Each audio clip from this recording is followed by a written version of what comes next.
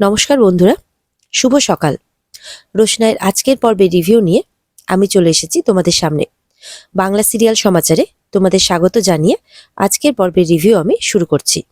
শুরুতে আমরা দেখতে পাচ্ছি আরণ্যক তার পরিবারের সাথে বাড়ি ফিরে আসে। সারা রাত তারা হসপিটালেই ছিল। আরণ্যক বাড়ি ফিরতে না ফিরতেই তার মা তনুশ্রী আরণ্যককে বলতে শুরু করে দেয় যে বাদশা, এতক্ষণ যা সিচুয়েশন হয়েছিল তার জন্য তোমাকে কিছু বলা হয়নি, কিন্তু এখন তোমাকে যেটা বলা হচ্ছে এটা কিন্তু তুমি খুব মন দিয়ে শোনো। তুমি তো বুঝতেই পারছো যে গরিমার সাথে কত বড় বিপদ হয়েছে, ওর কত বড় ক্ষতি হয়েছে। তো সুরঙ্গমা ম্যাডাম কিন্তু ওর মেয়ের এত বড় ক্ষতি মেনে নেবে না, আর কিছুতেই হাত গুটিয়ে বসেও থাকবে না। তখন আরণ্যক বলছে, হ্যাঁ, হাত গুটিয়ে তো বসে থাকার কথাও নয়। আর উনি গরিমার মা হতে পারেন, আর গরিমা আমারও তো উড বি ওয়াইফ। তো আমরা কেউই বা আমি হাত গুটিয়ে বসে নেই তো। ওকে তো হসপিটালে নিয়ে যাওয়া, ট্রিটমেন্ট করানো সবটাই তো করছি। তো কই কেউ তো এখানে হাত গুটিয়ে বসে নেই। তখন তনুশ্রী আর বাবলু বলছে, না, সেই কথা বলা হচ্ছে না। আসলে এত বড় অ্যাক্সিডেন্ট যেটা ঘটেছে সেটা কিন্তু একটা প্ল্যান্ট করা হয়েছে গরিমাকে মারার জন্যে। তো সেই কথা বলা হচ্ছে। আর সুরঙ্গমা ম্যাডাম নিশ্চয়ই কিছু না কিছু দেখেছেন, যার জন্যই উনি এত বড় কথা বলছেন। উনি কিন্তু পুলিশ স্টেপ নেবেন। তাই আমরা যেটা বলছি, তুমি কিন্তু এগুলোর মধ্যে জড়াবে না, না হলে কিন্তু তোমার অনেক বড় ক্ষতি হতে পারে। তখন বাদশা তো আরো অবাক হচ্ছে যে এই সমস্ত কথা তার পরিবারের লোক কেন বলছে হঠাৎ করে, তাও আবার বাদশাকে কেন বলছে। এটা তো ও কিছুতেই বুঝতে পারছে না।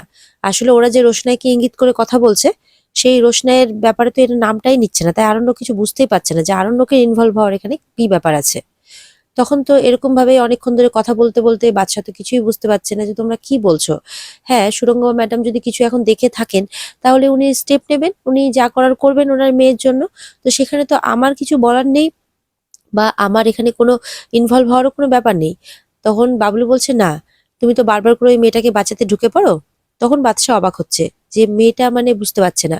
তনুশ্রী বলছে, দেখো, এক বোন যে আরেক বোনের এতটা ক্ষতি করতে পারে এটা তো কেউ মানে বুঝতেই পারবে, ভাবতেই পারছে না যে এক বোন আরেক বোনকে পুড়িয়ে মারার চেষ্টা করছে।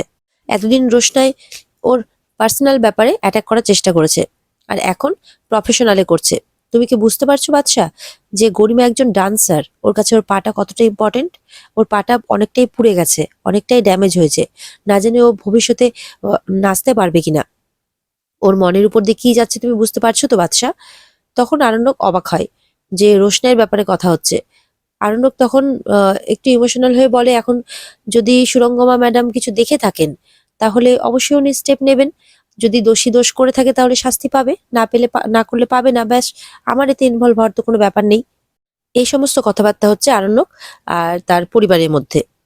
কিন্তু এই সমস্ত কথা কিন্তু রোশনাই পাশ থেকে শুনছে, কারণ সে সেই সময় সেখান দিয়ে যাচ্ছিল। যেতে যেতে দরজার কাছে দাঁড়িয়ে পড়ে, কথাগুলো তার কানে যায়, সে সবটাই শোনে। কিছুক্ষণ বাদে আরণ্যক নিজের ঘরে চলে যায়। দেখা যাচ্ছে রোশনাই আরণ্যকের ঘরে গেছে জিজ্ঞাসা করতে যে গরিমা কেমন আছে। তখন বলে যে, আরণ্যক বলছে যে গরিমার কেমন থাকার কথা, ওর কতটা সিরিয়াস অ্যাক্সিডেন্ট হয়েছে তুমি তো বুঝতেই পারছো নিশ্চয়ই। ওর এখন কেমন থাকার কথা এতটা সিরিয়াস হওয়ার পরে, তুমি তো এটুকু জানো নিশ্চয়ই, এটুকু জ্ঞান আছে তোমার। তখন রোশনাই বলছে যে আপনার কি মনে হয় যে আমি এই সমস্ত কিছু করেছি। তখন আরণ্যক বলছে, দেখো, আমার মনে হওয়া না হওয়াতে কিন্তু কিছু এসে যায় না, কিন্তু সুরঙ্গমা ম্যাডাম বলছেন উনি কিছু একটা দেখেছেন। তো নিশ্চয়ই উনি কিছু একটা দেখেছেন যার জন্য উনি তোমাকে বলছেন। তো এখানে আমার কি বলার আছে। তখন রোশনাই বলছে আর কি, তার মানে আপনিও এটাই বিশ্বাস করেন যে আমি করেছি। তখন আরণ্যক আবারও বলছে যে দেখো, আমি বারবার করে বলছি, এতে আমার বিশ্বাস করা বা না করার কোনো কিচ্ছু নেই। রোশনাই বলছে, আমার কাছে আছে।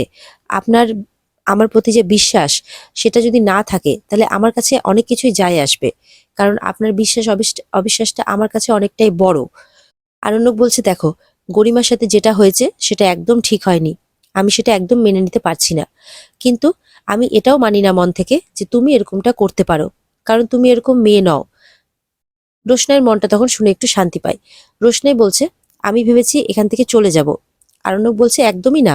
তুমি চাইলেই যে তুমি এখান থেকে যেতে পারবে এমনটা তো নয়। এতদিন ব্যাপার আলাদা ছিল, এখন সুরঙ্গমা ম্যাডাম তোমাকে সন্দেহ করছেন, এমনকি বাড়ির সবাইও। এখন যদি এই মুহূর্তে তুমি এখান থেকে চলে যাও, তাহলে সবার সন্দেহটা আরো বাড়বে বই কমবে না। আর সবাই এটাই ভেবে নেবে যে তুমি এটা করেছো যার জন্য তুমি এখান থেকে চলে গেছো। চলে গেছো তো কেউ বলবে না, বলবে পালিয়ে গেছো। সেই কারণে তুমি তো নিজে বলছো যে তুমি ইনোসেন্ট, তুমি কিছু করোনি, তাহলে তুমি এখানেই থাকো। আর সবাই যেটা করতে চাইছে তার মুখোমুখি হও না। কি আছে, যদি দোষ করে থাকো শাস্তি পাবে, না দোষ করতে পারলে ছাড়া পেয়ে যাবে, আবার কি। এই সমস্ত কথাবার্তা হওয়ার পর রোশনাই বলছে, আচ্ছা গরিমা দিদি কেমন আছে, গরিমা দিদির জন্য কিছু করতে হবে, মানে রক্ত টক্ত লাগবে? বলে না, কোনো প্রয়োজন নেই। বলে ও আচ্ছা, তার মানে আমাকে আর প্রয়োজন নেই। বলে তুমি কেন বুঝতে পারছো না, ওখানে এতগুলো লোক আছে, সুরঙ্গমা ম্যাডাম আছে, কোনো কিছু প্রয়োজন হলে ঠিক ব্যবস্থা করে নেবে, তোমাকে ওখানে আগ বাড়িয়ে ঢুকতে হবে না। রোশনাই তখন চুপ করে থাকে। এদিকে গরিমার কথা বারবার জিজ্ঞাসা করাতে আরণ্যক বলছে, গরিমার জ্ঞান তো ফিরেছে, কিন্তু ও পুরোটা স্পিচলেস, ও কোনো কথা বলছে না। আমি ওকে অনেকবার করে জিজ্ঞাসা করলাম, কিন্তু ও একটা শকের মধ্যে দিয়ে আছে। তুমি বুঝতে পারছো নিশ্চয়ই ওর মনের মধ্যে দিয়ে কি যাচ্ছে, কারণ ওর কাছে ওর পা দুটো খুবই ইম্পর্টেন্ট, যেটা অনেকটাই ড্যামেজ হয়ে গেছে। এখন প্লাস্টিক সার্জারি ছাড়া কোনো উপায় নেই। তো এরকমই কথাবার্তা হওয়ার পর তারপরে রোশনাইকে বলছে আর কি যে আহ তোমাকে একটা ইম্পর্টেন্ট কথা বলে দিই আমি। বাদশা বলছে যে যা পুলিশ কেস করার কিন্তু সুরঙ্গমা ম্যাডামই করবে, আর তুমি একটু উত্তর টুত্তরগুলো ভালো মতোই দিও। যাই হোক, এভাবে বুঝিয়ে দেয় রোশনাইকে। রোশনাই বলে হ্যাঁ হ্যাঁ করুক না, যদি সুরঙ্গমা মাসির মনে হয় আর পুলিশ কেস করে উনি শান্তি পান, তাহলে উনি করুন না, কোনো অসুবিধে নেই। পুলিশের যদি মনে হয় যে আমি দোষ করেছি আমাকে শাস্তি দেবেন, তখন আরণ্যক বলে হ্যাঁ, যদি ওনাদের মনে হয় তুমি শাস্তি পাবে, তুমি সেই আইনকে কিন্তু অমান্য করতে পারবে না। এরকমই কথাবার্তা চলতে থাকে এদের মধ্যে। রোশনাই বলে হ্যাঁ, এখন তো আর আমার জন্য কেউ নেই যে আমার হয়ে প্রতিবাদ করবে যে রোশনাই এমনটা করেনি, যদি কেউ থাকতো তাহলে করতো, এমন করে বলছে আর কি। এদিকে আরণ্যক তো বারবার বলছে অনেকটাই রাত হয়েছে, তোমার এখানে এইভাবে আমার ঘরে আসাটা ঠিক নয়। হ্যাঁ, আগে আমি চাইতাম যে তুমি আসো, কিন্তু এখন আমি চাই না। আর এখন যদি এই সিচুয়েশন হওয়ার পর তোমাকে আবার আমার ঘরে কেউ দেখে, এটা নিয়ে একটা অনেক বড় সিন ক্রিয়েট হবে, যেটা আমি কিছুতেই চাই না। তাই তুমি এখন এসো, তুমি জানতে পেরে গেছো যে তোমার দিদির অবস্থা কেমন, এবার তুমি এসো। রোশনাই আবারও বলে যে একটা কথা বলবো, যে গরিমা দিদি কিন্তু অনেক ভালো হয়ে যাবে, দেখবেন। আমি নিজে প্রার্থনা করবো ঈশ্বরের কাছে, গরিমা দিদি ঠিক ভালো হয়ে যাবে, আমার মন বলছে। তখন আরণ্যক বলছে যে আমি না ওর সিচুয়েশনটা নিজের চোখে হসপিটালে দেখে এসেছি সামনাসামনি, তাই আমাকে এই সমস্ত কথা বলে আমার মন ঘোরানোর চেষ্টা করো না তুমি, প্লিজ। অনেক রাত হয়েছে, তুমি এবার ঘরে যাও। রোশনাই তো এবার চলে যাচ্ছে। যেতে যেতে মনে মনে ভাবছে যে পৃথিবীর আর কে কি ভাবলো তাতে আমার কিছু এসে যায় না, কিন্তু আপনি যে আমাকে, আমার প্রতি সংশয় আসছে আপনার মনে আমাকে নিয়ে, আপনি পুরোপুরি এখনো আমাকে বিশ্বাস করে উঠতে পারছেন না, এটাই আমার কাছে সব থেকে বড় কথা। এদিকে আরণ্যক মনে মনে ভাবছে যে আমি মন থেকে চাই না, মানে মন থেকে ভাবি যে তুমি এমনটা করতে পারো না, কিন্তু সুরঙ্গমা ম্যাডাম নিজের মেয়ের জন্য কি এতটা ভুল স্টেপ নেবেন? উনি এর আগে তোমাকে অনেকভাবে ফাঁসানোর চেষ্টা করেছেন, কিন্তু এইবারটা কি উনি সত্যি এমনটা করছেন? কারণ এবার তো প্রশ্নটা তার মেয়ের, এত বড় একটা অ্যাক্সিডেন্ট হয়েছে।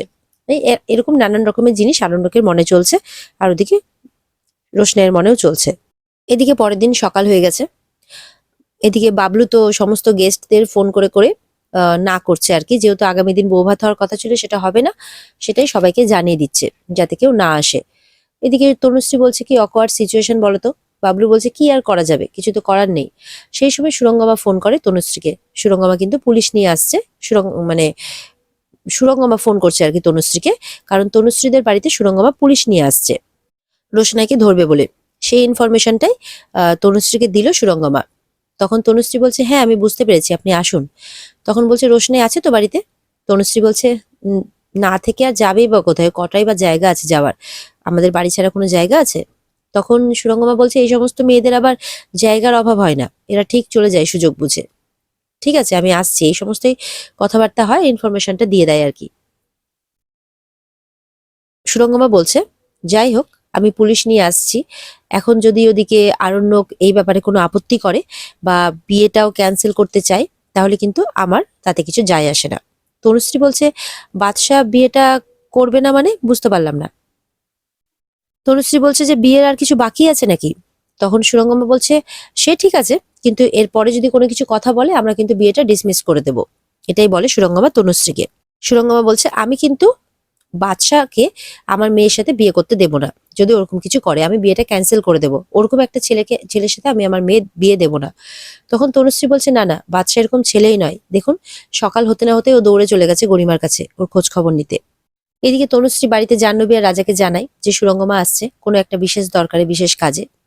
আর ওদিকে তো বাবলু ফোনে কথা বলতে ব্যস্ত আছে, গেস্টদের বারণ করছে।